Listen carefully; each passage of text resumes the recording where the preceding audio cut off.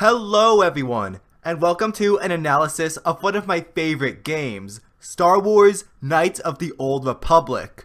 KOTOR for short was developed by Bioware and released all the way back in 2003. Yeah, after The Phantom Menace and Attack of the Clones, this was the pick-me-up Star Wars needed before us fans blew our own brains out. I don't like sand. It's coarse and rough and irritating, and it gets everywhere. KOTOR is without a doubt one of the best stories to ever come out of Star Wars, even just beating out Empire in my opinion, as this video game is the greatest Star Wars movie of all time, and is certainly one of my favorite video games of all time. The story, characters, every setting, it's all masterfully crafted and woven together in order to give an in-depth study of Star Wars itself and why it came to be so loved in the first place. We get a brilliant deconstruction of these legends of old, the Jedi, the Sith, the Force, giving us a new perspective on what we thought we knew so well, exploring these concepts without butchering them. So without further introduction, let's take a look and see why this Star Wars role-playing game from 15 years ago is so amazing. Let's dig this up.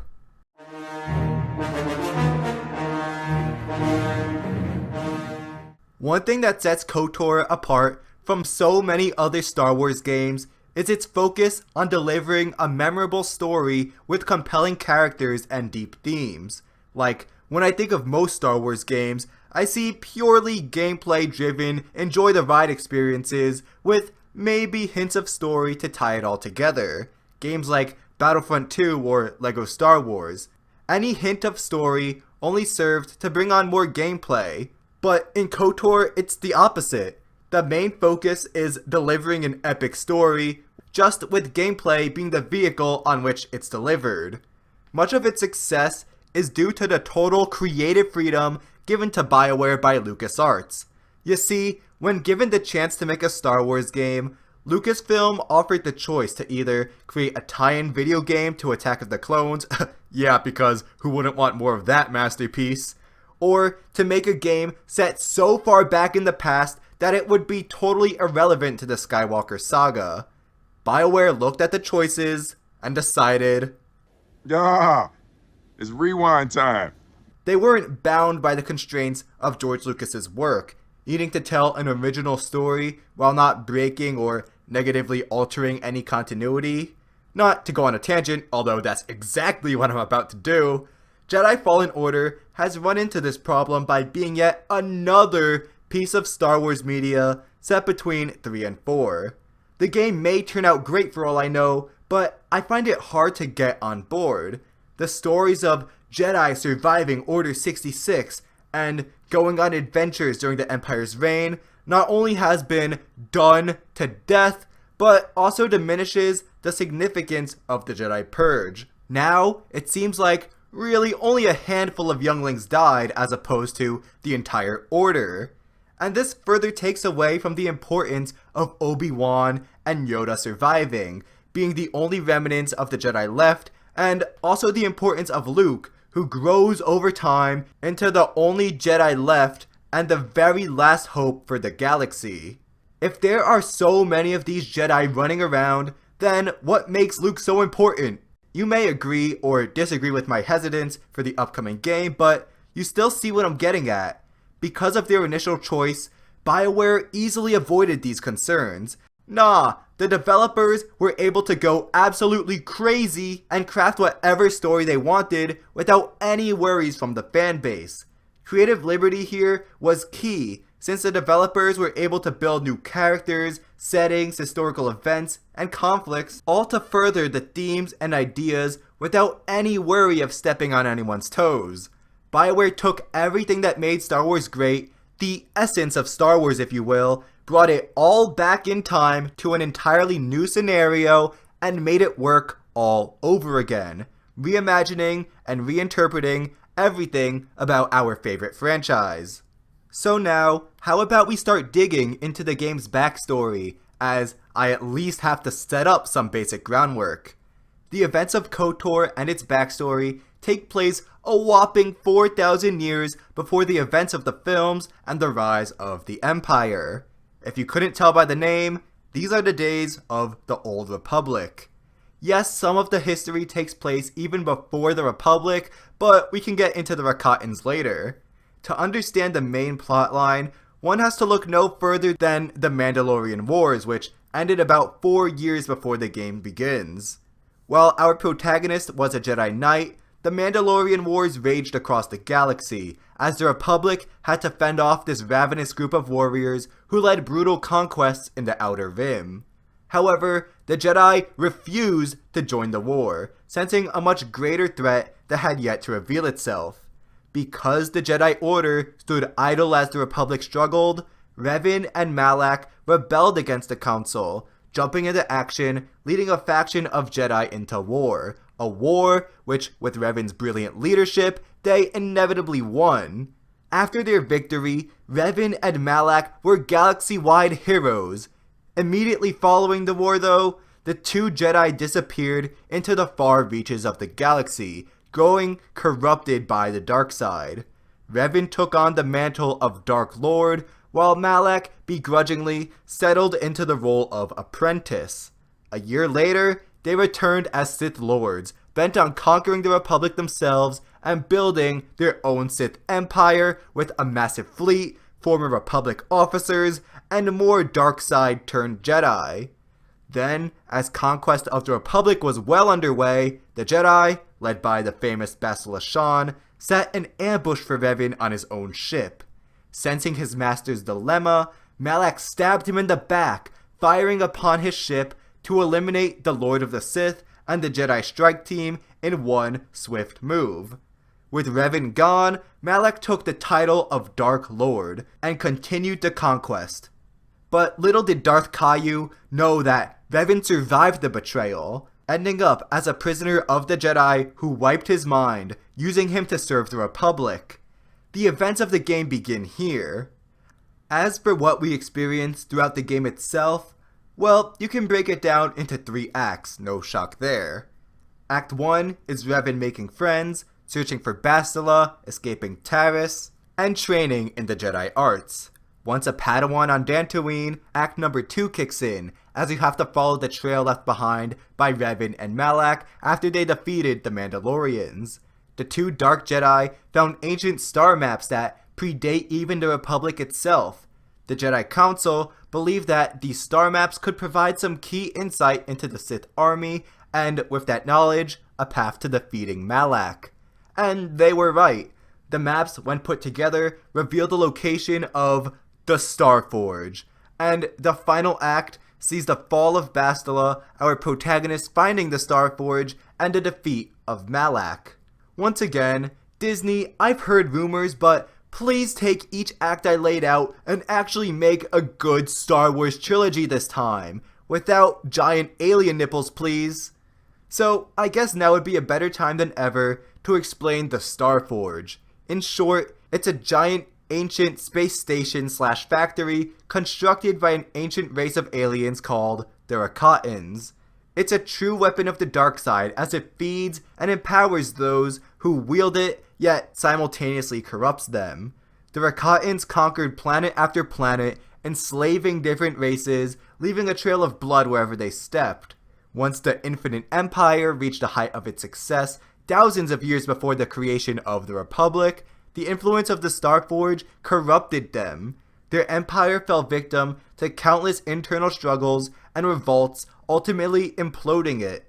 This is the same power that corrupted Revan, Malak, and all their followers. With the Starforge under their control, the Sith Lords quickly constructed a massive fleet and waged war on the Republic.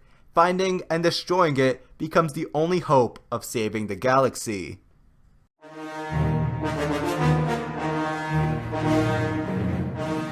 I'm sorry if that was a lot to take in. Like I said in my Bioshock analysis, Knights of the Old Republic is a video game, and a 25-hour game at that. it has far more time and far more tools at its disposal to develop the history of Revan and Malak than I do in a YouTube video analysis, so if it feels super forced and expository here, it certainly doesn't in the game.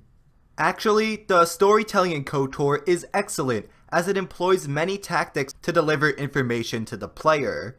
Throughout the course of the game, you receive visions, watch cutscenes, read off of computer terminals, and of course, learn through character exposition. Usually, exposition dumps are detrimental to any narrative, but here the exposition is intertwined with character backstories, great voice acting, and debates. I'll get into the characters soon enough, but they sell the information so seamlessly as it mixes in with the philosophies and personalities we see throughout the galaxy. And of course, there are historians you could just ask about the past. Yes, all these storytelling devices are well utilized, but the most important for any video game is the gameplay. Through gameplay, we should get a better understanding of our story and characters. KOTOR pulls this off so well. While playing the game, you, the player, should be picking up on some key details. Details that make your protagonist so unusual and sketchy. Like, how was this random Republic soldier able to survive the Sith ambush on the Endar Spire when so many others died? How can he take down so many others in combat? How can he communicate with pretty much every alien race? How does your character win their very first swoop race against trained professionals? Yes, I know the swoop accelerator, but still, why is he so good at it? And how come this random soldier is able to learn the Force in a matter of weeks as opposed to the years it takes your average Jedi? All these gameplay elements, everything we're witnessing, should be setting off some red flags. But we're used to being good at everything in video games because totally awesome players like me are controlling the hero. KOTOR's gameplay perfectly sets up the plot twist. You can do all these awesome things because you were once the Dark Lord of the Sith, Revan. It's shocking yet endlessly satisfying at the same time. So not only is the story excellent, but also how it's delivered.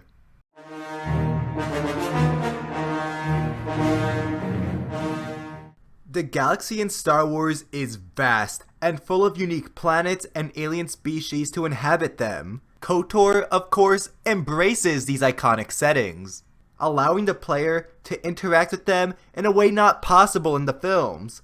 But just like in the movies, there are tons of different aliens you can find throughout the galaxy, like Rhodians, Twi'leks, Wookiees, Ethioreans, Hutts, and many more, each with their own unique sounding languages and character models. The attention to detail is very impressive for a 2003 game and brings this universe to life. Each species looks, acts, and speaks in their own manner and have their own histories and beliefs. It's as if every other room was another cantina scene. To be fair though, you do notice lines of alien dialogue being repeated and appropriated to mean different things for different conversations. Chikun itahadonga, iking kuno bamulera chikun. Chikun itahadonga, iking kuno bamulera chikun. Chikun itahadonga, iking kuno bamulera chikun. Chikun itahadonga, iking kuno bamulera chikun. The planets too have loads of variety. Each planet you visit contains a different biome. Dantooine is grassland, Manan is oceanic, Kashyyyk is forest, and so on, so they all look and feel entirely different. The enemies are different, the music is different, and the inhabitants are different. Also, at every location, there's a completely unique conflict for you, the player, to get involved in. They're all interesting dilemmas that are so fun to screw up just to see the reactions you'll get.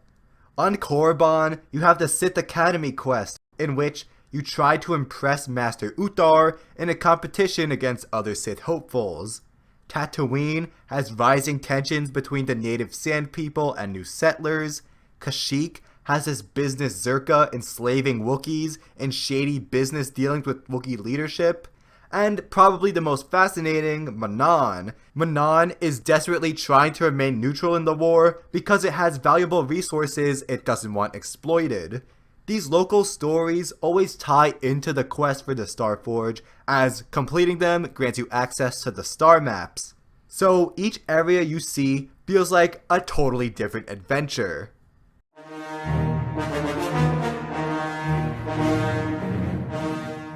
Before diving into the characters and their significance, I figure we should first talk about the three major factions involved in this Star Wars story to give us a jumping off point, so we better understand where our main characters are coming from.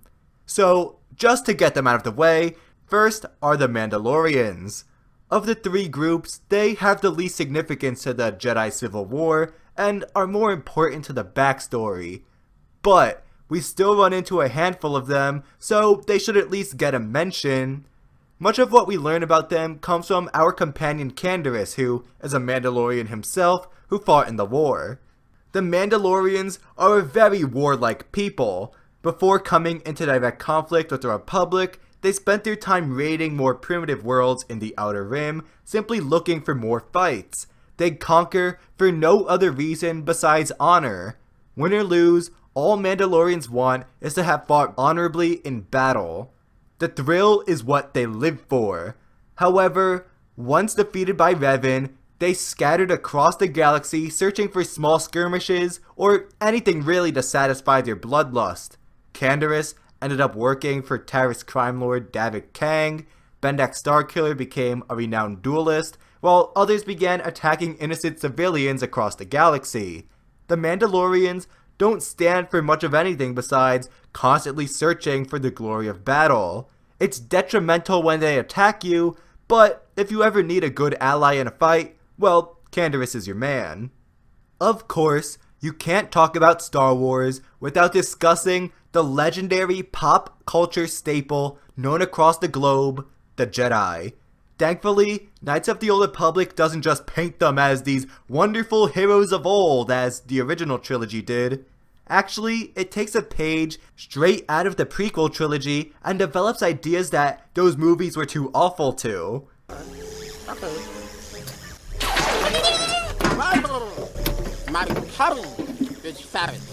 In KOTOR, we see a deconstruction of the Jedi Order, as it, of course, shows all the heroics we love, but with all the contradictions, mistakes, and problems they create. Like I'll get into later on, no one is ever perfect, even if they're our childhood heroes. It's important to understand that they still have their flaws like everybody else. The Jedi Code is, well, this. There is no emotion. There is peace. There is no ignorance. There is knowledge. There is no passion. There is serenity. There is no chaos. There is harmony. There is no death. There is the Force. They are extremely benevolent, dedicating their time, resources, and even lives to help others across the galaxy. They believe in altruism, a selfless concern for the well-being of others, and of course that leads to a lot of good. They aid the Republic in maintaining peace, protect it from malicious invaders, they settle local disputes, investigate crimes, and free slaves. However, they are extremely manipulative and have no reservations about using others for their own benefit. Of course, take Revan. Instead of mercy killing him or dumping him on some backwater planet to farm, the Jedi Council fills his mind with fake memories, rewrites his entire identity, and then forces him to serve in the Republic military. Then, when he returns with Bastila, they raise him up in their own beliefs and use his past experiences to help them locate the Starforge. It's funny how similar KOTOR is to my other favorite game, in that they're both about brainwashed sleeper agents used to kill someone's enemy, and they both deal with the dichotomy between self-advancement and altruism. If you haven't seen my 4-video long Bioshock analysis, would you kindly check that out when this finishes? Anyways, even worse than Revan, the Jedi kidnap and use children. I spotted several big mistakes. But how did... You know what? Let's watch my favorite part again, shall we? I'll kidnap 1,000 children before I let this company die. What? I'll kidnap 1,000 children before I let this company die. No, literally, the Jedi Order takes little kids away from their homes to have a monopoly on the Force. Children are ripped apart from all of their connections in order to be brainwashed in the Jedi ways. The most problematic being, well, not having any connections. The Order fears emotional attachment to anyone as they view it as a way to fall to the dark side. Relationships with family, friends, and mentors are strictly prohibited, even if they are inevitable. Even love is forbidden, as we'll explore soon enough. The Jedi teach not to have emotions at all, but emotions are the very thing that make us human as opposed to the protocol droids they keep around. This denial of basic human emotion causes many Jedi to rebel and embrace the teachings of the Sith. I love what KOTOR does with them. In the prequels, the Sith were characterized as really nothing more than evildoers who used the Force for their own nefarious schemes. It's sad that they kept giving us all those cool characters that we wanted to see more of and learn more about, but just kept killing them off before we can spend time with them. Here in Knights of the Old Republic, we get a much better sense of who they are. We learn their philosophy and their code. Peace is a lie. There is only passion. Through passion I gain strength. Through strength I gain power. Through power I gain victory. Through victory my chains are broken. The Force shall free me. While the Jedi act completely selflessly, even depriving themselves of their own humanity in an altruistic attempt to act for the greater good, the Sith only work for their own personal benefit. They're on complete opposite ends of the ideological spectrum. I wouldn't really call the Jedi collectivists, but individual liberty is totally sacrificed for the greater good, or the collective whole. The Sith, on the other hand, represent an extreme version of social Darwinism, the application of natural law into human society, survival of the fittest. Let the strong prosper and the weak get squashed under their boot. Where the Jedi run from their passions, the Sith embrace them to fuel their strength because that's what they value the most. The entire system they have in place is meant to promote the strongest and knock out the weak links. If you've watched The Phantom Menace or have played this game, then you should be familiar with the rule of two. In every level of the Sith hierarchy, there is an apprentice and a master.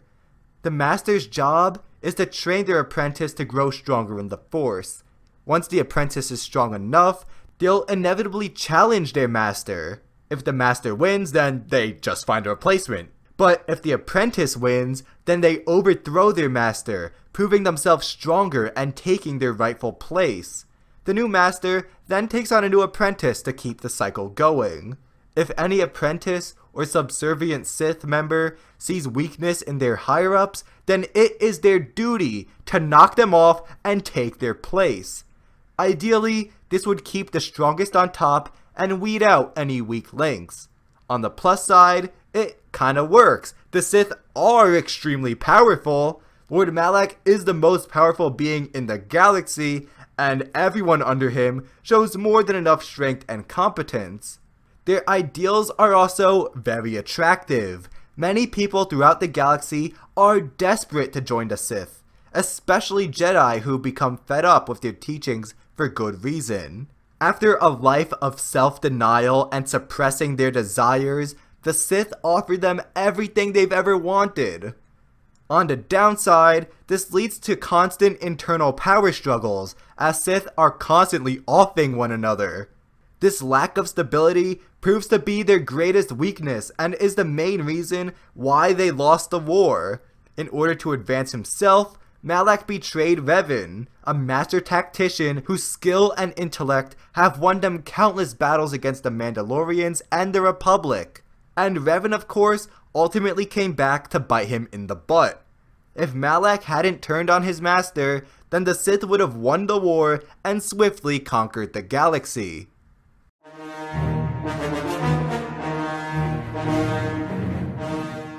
Bioware made a game with a great story, a surprising twist, and fun gameplay, but man, it's the characters that make it so memorable. Now, I've already talked pretty thoroughly about Darth Revan in previous videos, so I'll keep it brief here. If you want to learn more, then click the link right here. To put it very briefly, there's a lot of tension in the air with his return. He may be the Jedi's last hope, but they fear that he'll learn of his true identity by following the same trail to the Starforge, then turn to the dark side again. This leads to some great foreshadowing of the twist that seems so obvious in subsequent playthroughs that we hate ourselves for not seeing it before. It's a great setup, there's lots of tension, and one of the best reveals in gaming, next to, well, you know. Aside from Revan, the main lead in this story is Bastila, a Jedi with a strong command of the Force. It sounds funny to say, but instead of a droid like we're used to, Bastila herself is the MacGuffin. Everybody wants a piece of her. Revan, the Jedi Council, and Malak are all looking for a taste of that Bastila action.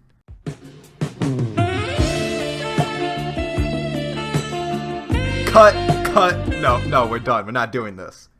The young Jedi plays such an important role in KOTOR because of her unique gift of battle meditation.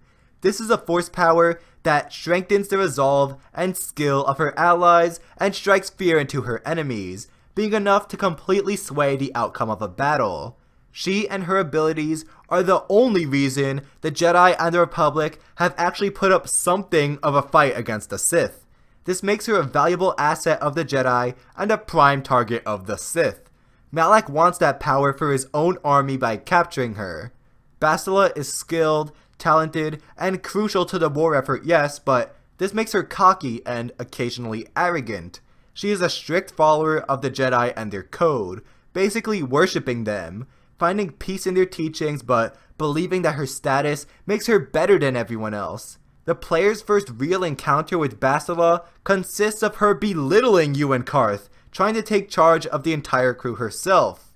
During his journey to defeat his former apprentice, new Revan encounters many companions along the way from every corner of the galaxy.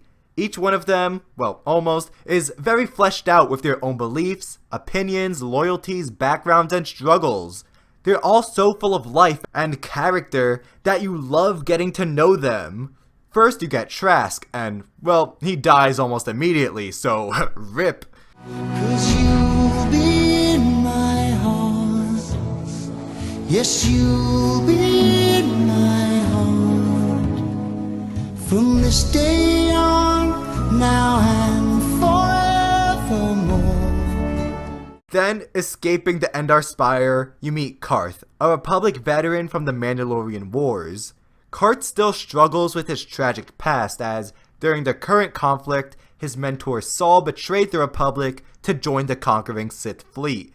And if that wasn't bad enough, Saul allowed the Sith to sneak past Republic defenses and devastate Karth's homeworld Telos, killing his family. The war-weary soldier is now desperate for revenge and has serious trust issues, as you quickly realize. Mission is a Twi'lek girl you find on Taris who's teamed up with a Wookiee named Zalbar. She's extremely street smart and very skilled, but despite her experience, she's still self-conscious about her age, feeling she has something to prove. Canderous is the cool war vet who's seen everything. He loves telling stories about the battles he's fought with the Mandalorians. I mean, we all know someone like this. In your wisdom, Lord, you took him. As you took so many bright, flowering young men at Kaysan, at Londoc, at Hill 364. Juhani is a repentant Jedi who feels she's never good enough. HK-47 is a protocol droid who enjoys killing, violence, and murder, making him hilarious to keep around. One moment. I believe I understood that, Master. It may not have been his intention, but he did actually communicate something. The last two I've left out are Zalbar himself and T3M4 because among this all-star cast, they're just meh. Zalbar is the strong, silent type who has some beef on Kashyyyk, but as a character, he's just not that interesting. He never really says or does anything special, nothing to stand out. T3 doesn't add anything either, he just makes beeping noises, so I never use him. the new Revan forms a unique relationship with most of his friends and fills some kind of void in their life. Carth finds a loyal ally he can trust, Bastila finds a boo thing who brings out her humanity, Canderous finds a worthy battle buddy to fight with, Mission finds a family who sticks by her side, Juhani finds emotional support, and Jolie finds a student who's willing to listen to his wisdom. Well, this is all assuming you're actually playing the game straight-faced and not saying dumb crap like, I might be, but a mouthy young thing like yourself shouldn't get to call me an old coot, damn it. Something Bioware is especially good at is bringing these characters to life. Not only are each of them well voice acted, but they each act like actual people.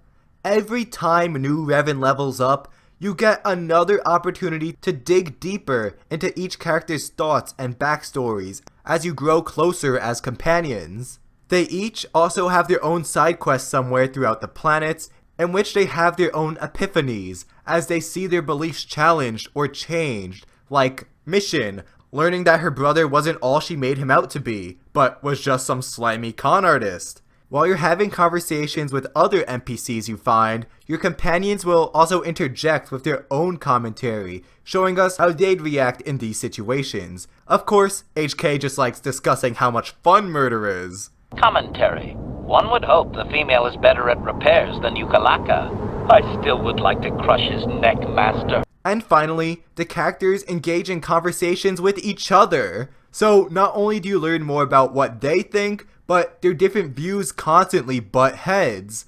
Of course, since you have friends with vastly different experiences from different corners of the galaxy, yeah, they're bound to disagree.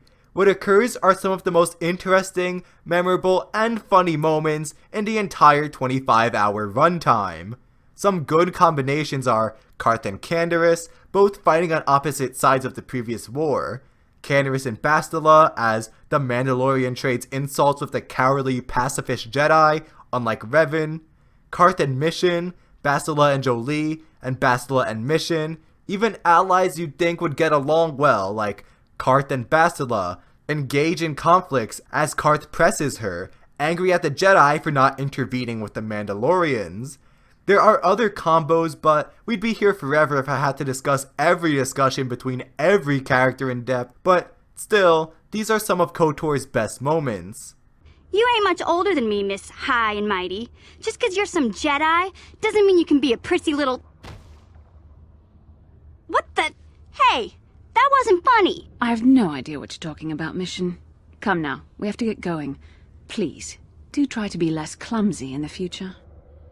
The characters just leap off the screen and come to life, unlike side characters in other games where they're just there to hold your stuff.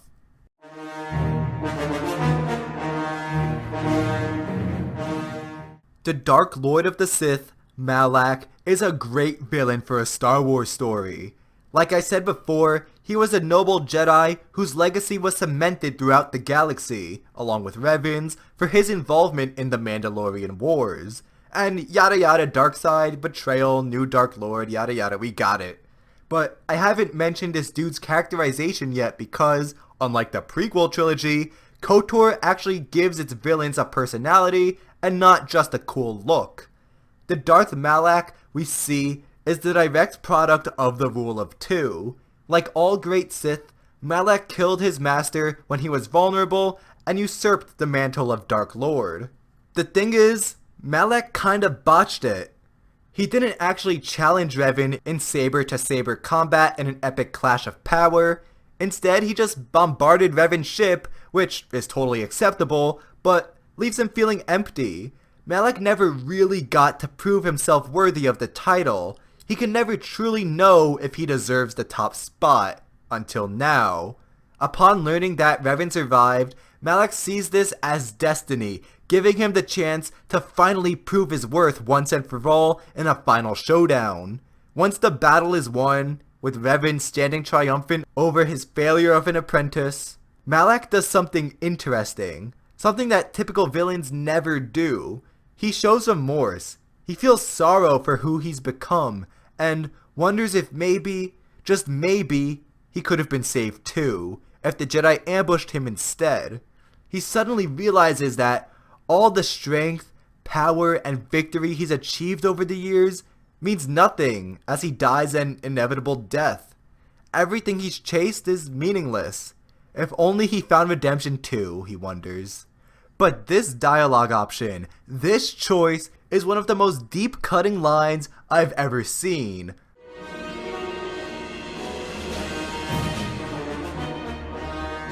When have we ever seen anything like this in Star Wars? A Sith Master apologizing for leading his apprentice to the dark side. Aw man, that hit me right in the feels. Small moments like the one I just played and Malak's poetic final monologue truly bring this old friendship to life. We really feel that these two were once besties in the light and darkness. I've never felt this sad about a brutal, world-destroying killer's death since Return of the Jedi. One final thing I'll say about Caillou is how much I love the Sith's slow reveal. It's like Alien minus the rapiness. For the first few hours of gameplay, we only briefly hear about him through Karth as he begins to unravel his backstory. Then, once we rescue Bastila, or she rescues us, details, we finally see his ship. It isn't until we get into Davik's base, maybe 5 or 6 hours in, that we actually get to glance at our antagonist for the first time, and listen to that sweet synthetic voice. Someone needs to make Malak ASMR. Of course, from then on, we get to hop in periodically to see what he's up to, but once we're on the Starforge, in the game's climax, we get this disturbing visual. Patience, Commander. My new apprentice is nearly ready. Wow, it's just one of those visuals that leave you stunned. The character suddenly intrigues you as you wonder what in Shrek's holy swamp happened to this man. Why did this happen? How did it shape his character? Of course, you can just look up the answer online these days, but KOTOR never gives us an explanation.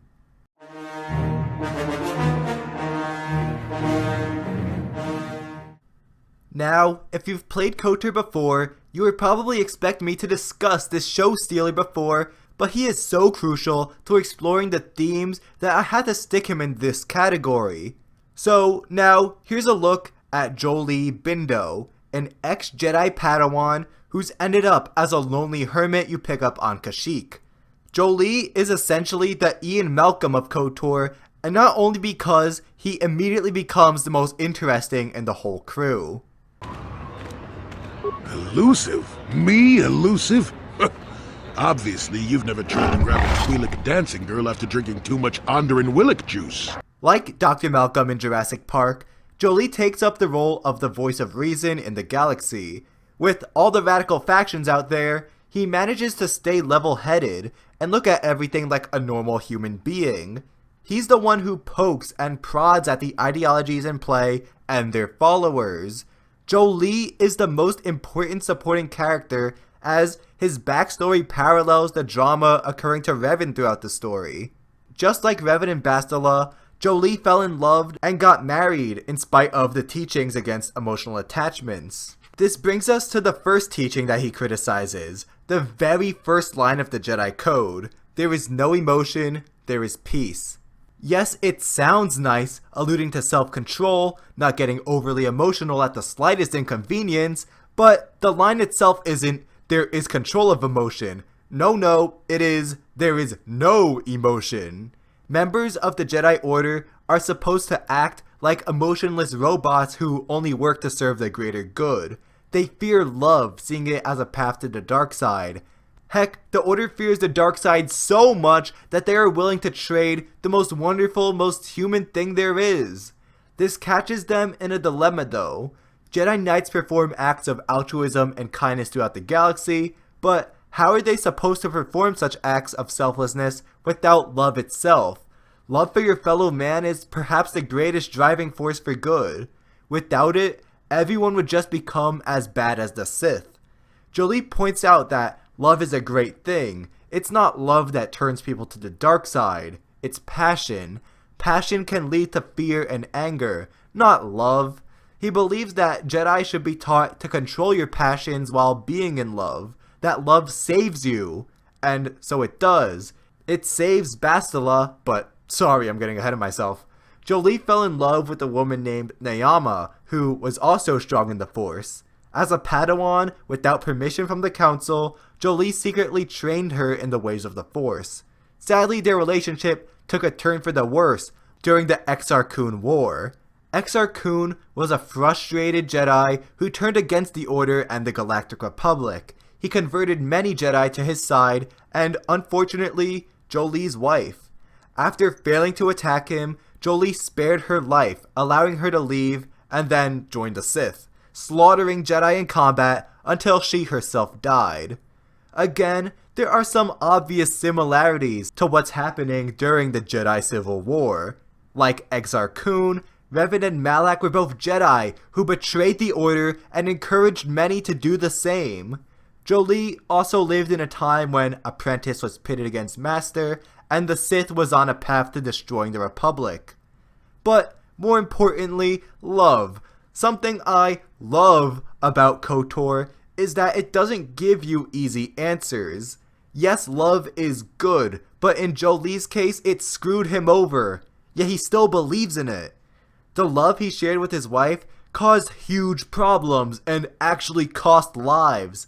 He not only spared her, but trained her in the first place against the Council's wishes. Love blinded him to the point where he couldn't see the conflict in Nayama. So despite being the center of reason, Jolie's philosophy still isn't perfect. To wrap up his story, the Padawan was put on trial by the Jedi Order for his actions, and to his disgust, Jolie was found innocent and worthy to become a full-fledged Jedi Knight. This is why he quit. The Jedi were so compassionate to the point of foolishness. Even when fully deserving of having the book thrown at him, they showed him mercy. The Jedi, to quote Batman Begins, lack the will to do all that is necessary, throwing away justice just to hold on to their ideals. But again, no easy answers. Assuming you're playing the canonical light side path, the Jedi showing Sith Lord Revan mercy is what eventually saves the galaxy. Sometimes compassion and mercy causes immense problems, but sometimes it's worth the risk. No easy answer. Man, I love Jolie. He's a kooky old man who yells and complains a lot, but the ideological debate he creates between himself and the Jedi is fascinating. He takes these heroes of old we were introduced to all those years ago and puts them under the lamp. Maybe the Jedi are blind idealists. Maybe Jolie just lost one too many bingo matches. It's up for you to decide.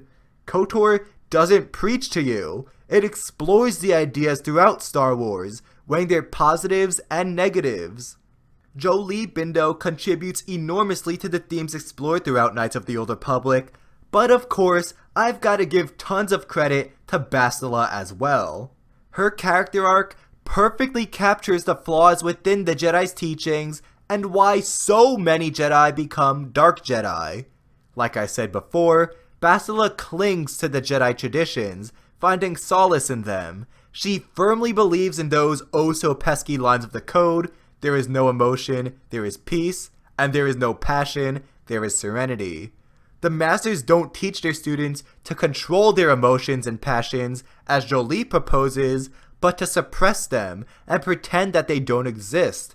This may work when you're just chilling at the Enclave, but when someone turns up the heat and you find yourself in the midst of all these feelings you've never felt before, you have no frame of reference, no idea how to act.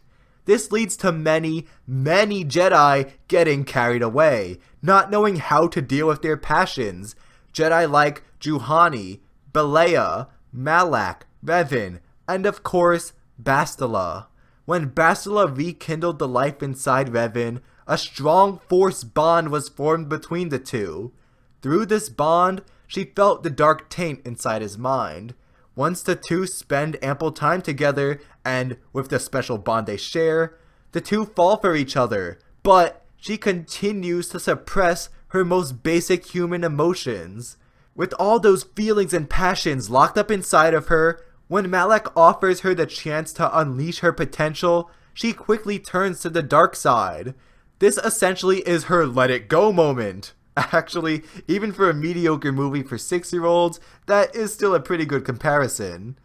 Another point for Bindo here, just like he says, the only thing that saves Bastila in the end is love. Even with the influence of Malak and the Starforge and Revan preaching the Jedi teachings to her, the feelings she grew for him lead her back to the light. Love saves us, not condemns us, assuming you don't just murder her for fun.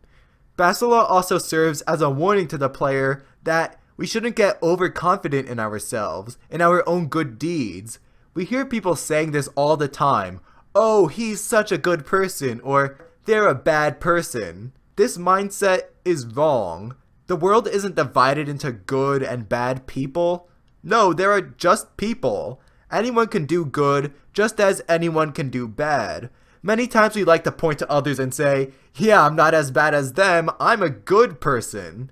We can fall into this trap and forget our own capacity for evil. Heck, people talk about Hitler, Mao, and Stalin like they were the Antichrist. No, they were just people. Anyone can become the next Hitler. You, me, well, hopefully not me. We all have the capacity to do horrible things. Bastila is so confident that she's a good and noble Jedi, so much better than everyone else, that she lets her guard down and falls victim to the teachings of the Sith. But on the flip side, everyone can do good. Anyone can be the next Gandhi or Mother Teresa or Lincoln. As far as Bastila fell, she still found redemption in the end. Heck, even the Lord of the Sith, who caused the deaths of millions through conquest, was redeemable and ultimately saves the galaxy. And guys, similarly to Vader, even Darth Malak dies realizing the error of his ways. I cannot help but wonder, Revan, what would have happened had our positions been reversed? What if fate had decreed I would be captured by the Jedi? Could I return to the light as you did? The last theme I'll cover, because it is disjointed from the others, is revenge. This one especially applies if you're playing dark side, but it's certainly still present in the canonical light side story. If you play on the dark side path, there's a totally different theme prevailing throughout the story. If you play light side, it's the redemption of Reven, but if you play dark side, it becomes a story about revenge unlike any that I've ever seen in the franchise. Think about it, a shattered Revan with no memory of his past rises up in the dark side of the Force to challenge the apprentice who betrayed him, getting his revenge, and reclaiming his supremacy over the Sith. It's brutal, it's intense, it's awesome. This theme also comes into play through Carth. Carth is hellbent on getting revenge on his former mentor Saul for killing his family. Carth eagerly awaits his confrontation with the Sith Admiral in the hopes that it will finally give him peace. Of course, it doesn't. Only letting go of that hate frees him, not reveling in Saul's death. Man, this game is amazing. Do you see what I mean? KOTOR takes all the ideas and elements that made the original trilogy so legendary and rebuilt them from the ground up, making a totally new yet totally Star Wars experience. Corruption, redemption, pride, temptation, revenge, love, all the underlying themes that flow through the movies are perfectly executed here.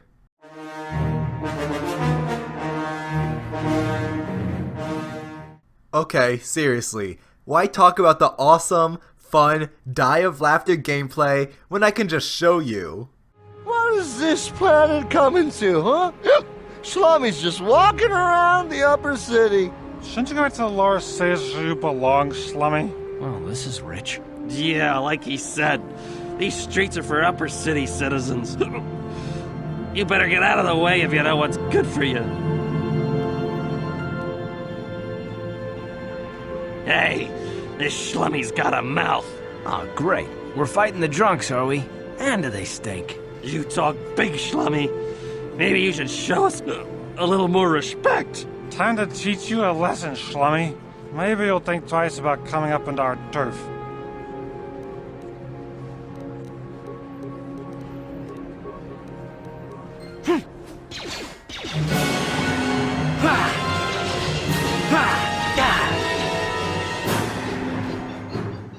Alright, maybe I can add a thing or two.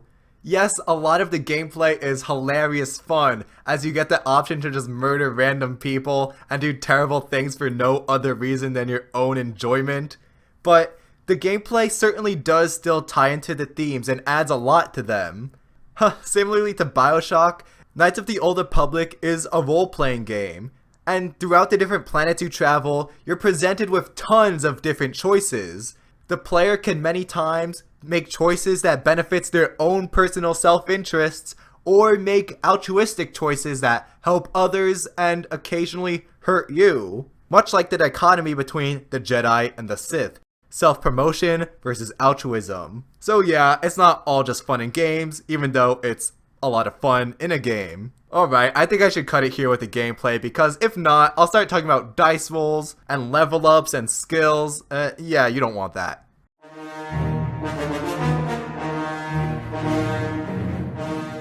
Before I wrap this up, I'm just gonna go over all the miscellaneous details that totally sell the Star Wars experience more than even the Star Wars films themselves. There are plenty of side quests for you to explore and mini-games that break up the standard gameplay. Much like the movies, there's plenty of bounty hunting to take part in. You know, find some outlaw or personal target, kill them, and collect the cash reward. Easy money making scheme for you college kids out there. Pod racing is substituted here with swoop racing, as you try to ride the track with the fastest time. There are many puzzles to solve throughout the galaxy in order to progress. KOTOR really tests your intelligence. I have no idea how I was able to beat this as a kid. You can pick fights with random civilians. The player gets to play games of Pazak as opposed to that weird monster game we see in the original.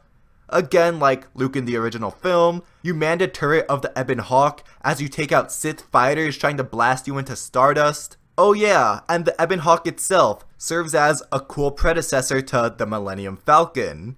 Of course, we see lightsabers, blasters, and thermal detonators. And lastly, the soundtrack. It's amazing.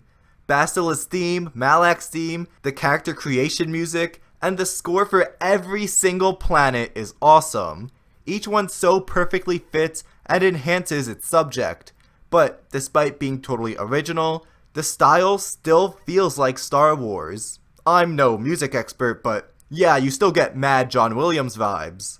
Of course, it helps that they do the whole opening crawl with the newer Star Wars theme and sneak bits of Binary Sunset into other scores. I mean, I don't really know what puzzle solving has to do with Star Wars, but besides that, there's just so much stuff in here that we associate with Star Wars that it feels more like Star Wars than even Star Wars itself.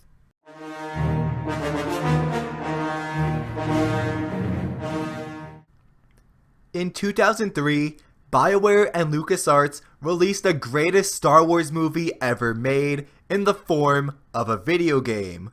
Without Luke Skywalker, Darth Vader, or Yoda, they still captured the entire essence of what Star Wars is, what makes it such a cornerstone in popular culture. All of the ideas, themes, and conflicts that have made this franchise so beloved are all perfectly reimagined here. And it doesn't only regurgitate what we already know, but shines a new light on these legends of old. We get new and unique perspectives on the Jedi and the Sith that no film would dare touch. A sledgehammer is taken to our nostalgia so we can really think about what's going on here. And all of it comes neatly packaged in an unforgettable adventure with fun, occasionally hilarious gameplay that ties into the themes, unique worlds, and some of the most interesting characters in the entire video game medium. Psh, leagues ahead of anyone Disney's given us. With all the pure Star Wars epicness, there is no question that Star Wars Knights of the Old Republic is the greatest Star Wars movie ever made. Take that, Kathleen Kennedy, you piece of Rancor dung. Remember, if you enjoyed this video, to please leave a like and subscribe. See you next time.